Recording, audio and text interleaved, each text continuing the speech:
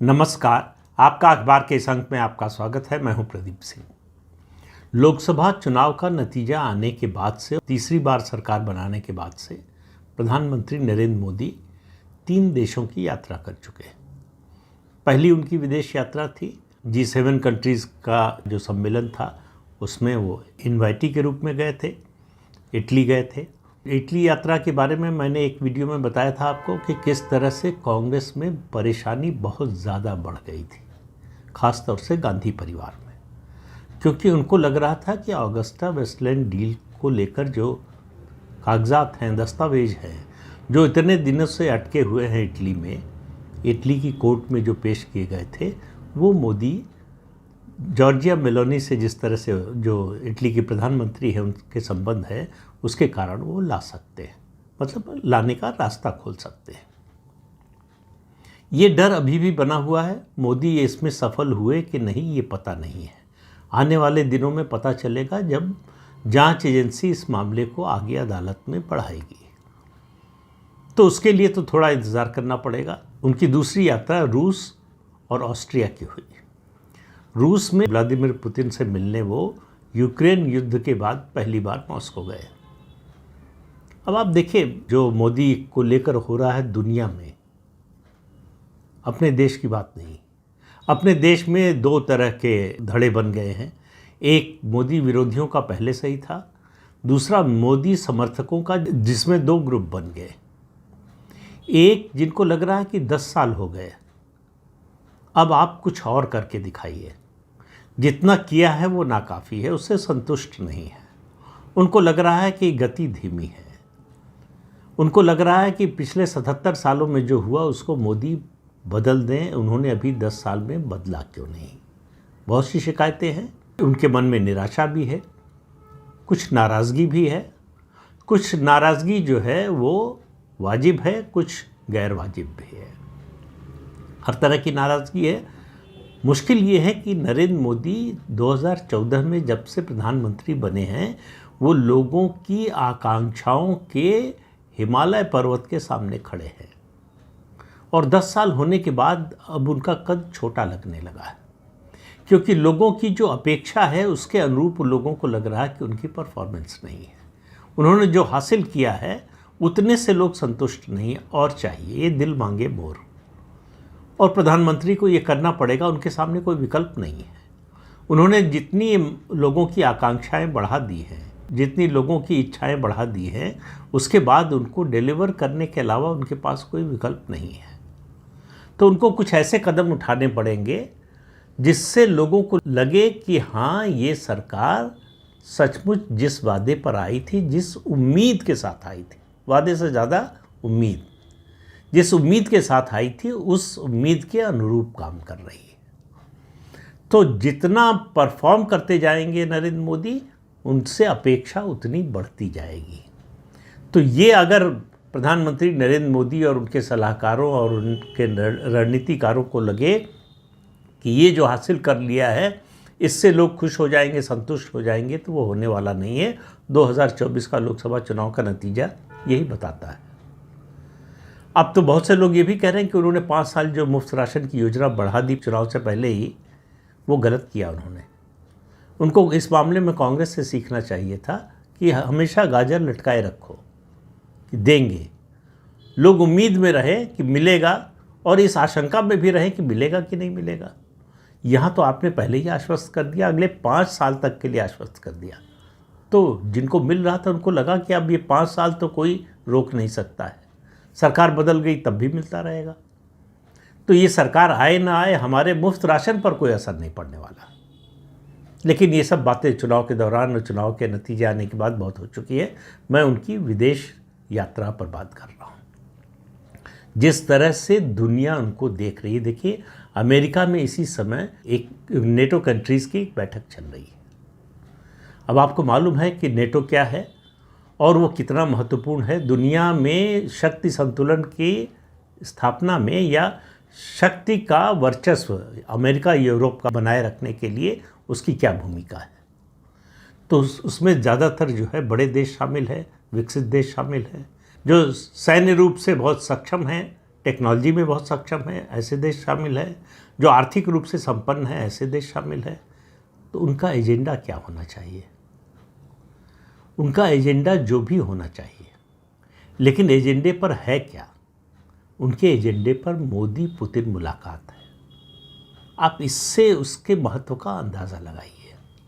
भारत एक समय तक, बल्कि लंबे समय तक, नेहरू से लेकर इंदिरा गांधी तक और पीवी नरसिम्हा राव तक भी, और कहूँगा कि काफ़ी हद तक अटल बिहारी वाजपेयी के समय भी, नॉन अलाइंड की नीति पर चलता रहा, गुट निरपेक्षता की नीति पर, कि हम किसी एक ब्लॉक के साथ नहीं जाएंगे, किसी एक महाशक्ति के साथ नहीं जाएंगे।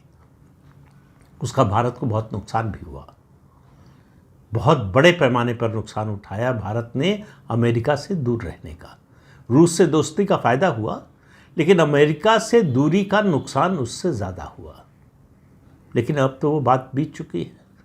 प्रधानमंत्री नरेंद्र मोदी की जो विदेश नीति है वो नॉन अलाइंड की बजाय मल्टी अलाइंड की है, कि अलग अलग देशों से, जिनके हित आपस में हो सकता है टकराते हों, जिनके हित हो सकता है हमसे मिलते ना हो, उनसे भी सबसे संबंध बनाकर रखिए, उसका फ़ायदा मिलेगा। आप किसी एक के साथ न रहिए। नॉन अलाइंड का मतलब ये नहीं है कि आप किसी के साथ नहीं रहेंगे। मल्टी अलाइंड का मतलब है कि आप बहुत से देशों के साथ रहेंगे। यूरोप इस समय, और अमेरिका भी कुछ हद तक, बड़े संकट के दौर से गुजर रहा है, ख़ास तौर से यूरोप। ये जब से यूक्रेन युद्ध शुरू हुआ है, तब से पूरे यूरोप की अर्थव्यवस्था जो है वो संकट में है। वहाँ एनर्जी के दाम कई कई गुना बढ़ गए। अब आप देखिए भारत ने क्या किया। भारत ने इस आपदा को अवसर में बदला, और ये काम मोदी ने किया। रूस से संबंध का, पुराने संबंधों का फ़ायदा उठाया। अमेरिका ने सैंक्शंस लगाए हुए हैं रूस पर, कई यूरोपीय देशों ने भी लगाए हुए हैं। इसके बावजूद सैटेलाइट डिफेंस सिस्टम खरीदा रूस से, और तेल का आयात किया। और एक तरह से बिना ये घोषणा किए हुए उन्होंने यूरोप की इकॉनमी को भी एक हद तक बचाया। क्यों? भारतीय कंपनियों ने रूस से कच्चा तेल खरीदा, उसको रिफाइन करके यूरोप के देशों को बेचा, जिससे उनको अपने यहाँ एनर्जी के दाम आसमान छूने से रोकने में मदद मिली। तो यूरोप की अर्थव्यवस्था को और खस्ता हाल होने से रोकने में भारत की मदद रहेगी। मोदी की महत्वपूर्ण भूमिका रही है।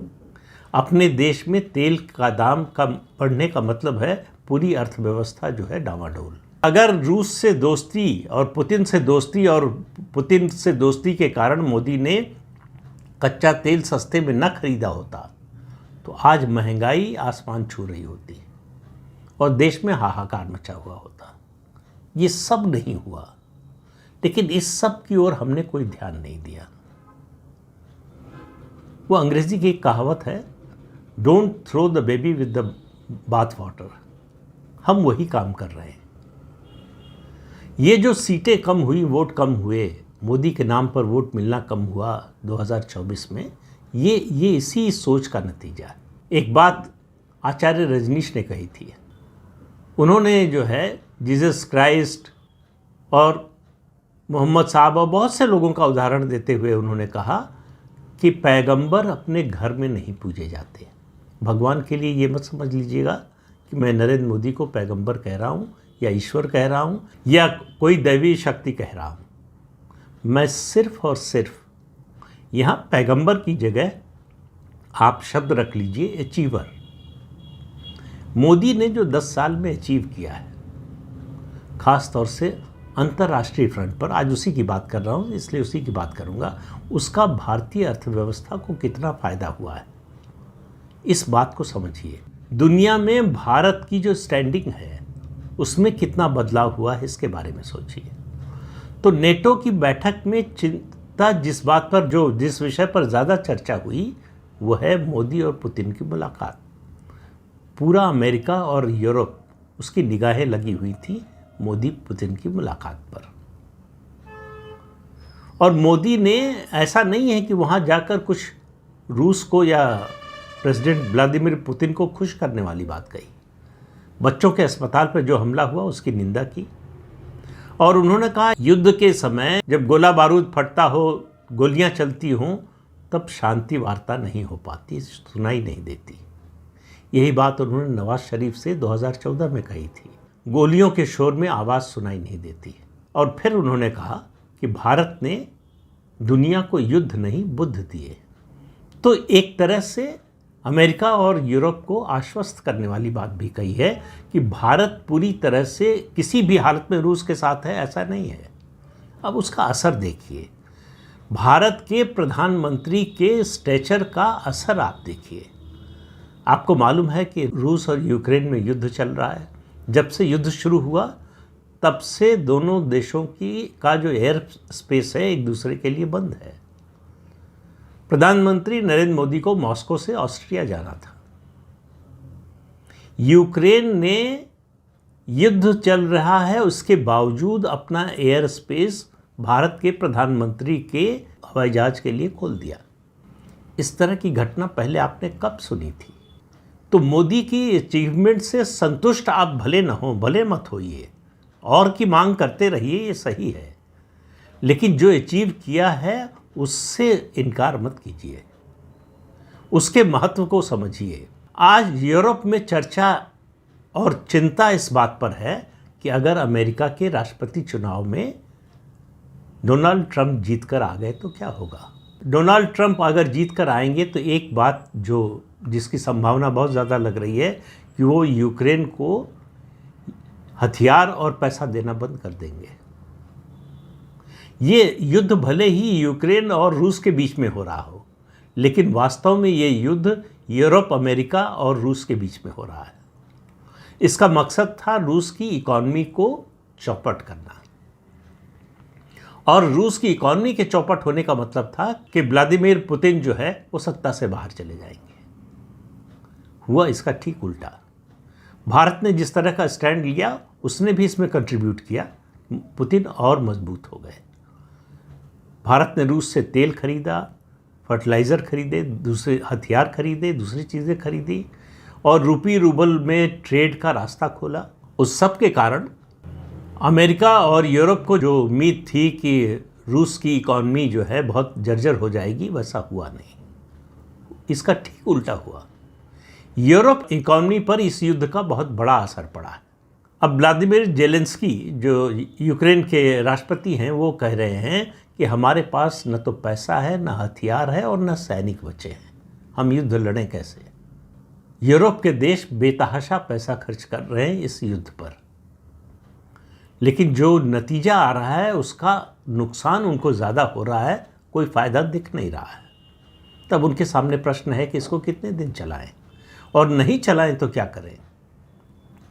तो ऐसे में इस युद्ध को रोकने में भारत के प्रधानमंत्री नरेंद्र मोदी की महत्वपूर्ण भूमिका हो सकती है, ये यूरोप के देशों का और अमेरिका का भी मानना है। अब वो भूमिका निभाने के लिए उनको ये दायित्व दिया जाएगा, नहीं दिया जाएगा, आगे क्या होगा, लेकिन इतना तो तय है कि चाहे वो जेलेंस्की हो चाहे पुतिन हो, दोनों मोदी की बात सुनने के लिए तैयार हैं। आपस में युद्ध लड़ रहे दो देशों के राष्ट्राध्यक्ष अगर किसी एक व्यक्ति की बात सुनने को तैयार है पूरी दुनिया में, तो उसका नाम नरेंद्र मोदी है। तो इससे आप अंदाज़ा लगाइए, ये बात नरेंद्र मोदी की नहीं है, ये बात भारत की है। ये भारत की बढ़ती ताकत का असर है, चाहे अर्थव्यवस्था के क्षेत्र में हो, चाहे सर्विसेज के क्षेत्र में हो, चाहे हमारे डिफेंस सिस्टम और डिफेंस प्रोडक्शन में बढ़ती हुई प्रगति जो है हो रही है उसका असर हो, और प्रधानमंत्री नरेंद्र मोदी की ग्लोबल लीडर के रूप में स्वीकार्यता, इन सब का मिला जुला असर है। लेकिन भारत में खास तौर से विपक्षी दल जिस भाषा का, जिस गिरी हुई भाषा का इस्तेमाल देश के प्रधानमंत्री के लिए करते हैं, मैं कहूँगा दुनिया के ग्लोबल लीडर के लिए करते हैं, वो बड़ी शर्मनाक है। आप विरोध करते हैं, इसमें कोई समस्या नहीं है, लेकिन आपको भाषा की मर्यादा तो याद रखनी चाहिए कि आप अपने ही देश के प्रधानमंत्री के बारे में क्या बोल रहे हैं। और देखिए, दुनिया भर के देश, ऑस्ट्रिया में उनके राष्ट्राध्यक्ष किस तरह से जो है उनके साथ सेल्फी खिंचाने के लिए जो है आतुर थे। किसी देश का राष्ट्राध्यक्ष उनका पैर छूने के लिए तत्पर है। इटली में क्या हुआ सबने देखा, रूस में क्या हुआ ये भी देखा, और जिन देशों में वो गए हैं पिछले 10 सालों में, उनमें मोदी का किस तरह से स्वागत हुआ और किस तरह का सम्मान मिला उनको। इस बात को हमें नहीं भूलना चाहिए, लेकिन साथ साथ अपनी उम्मीद, अपनी अपेक्षा का स्तर भी बढ़ाते रहना चाहिए। इससे सरकार पर दबाव रहता है। सरकार को ये एहसास नहीं होना चाहिए कि उसने जितना कर दिया है वो बहुत कर दिया है, अब कुछ करने की ज़रूरत नहीं है। तो इसलिए मोदी से असंतुष्ट होना, नाराज़ होना, दुखी होना, ये सब अपनी जगह ठीक है। लेकिन इन 10 सालों में देश ने जो अचीव किया है उस पर पानी मत फेंकिए, उसे भुलाने की कोशिश मत कीजिए, उसके महत्व को कम करने की कोशिश मत कीजिए। नुकसान किसी और का नहीं, हमारा, आपका और देश का होगा।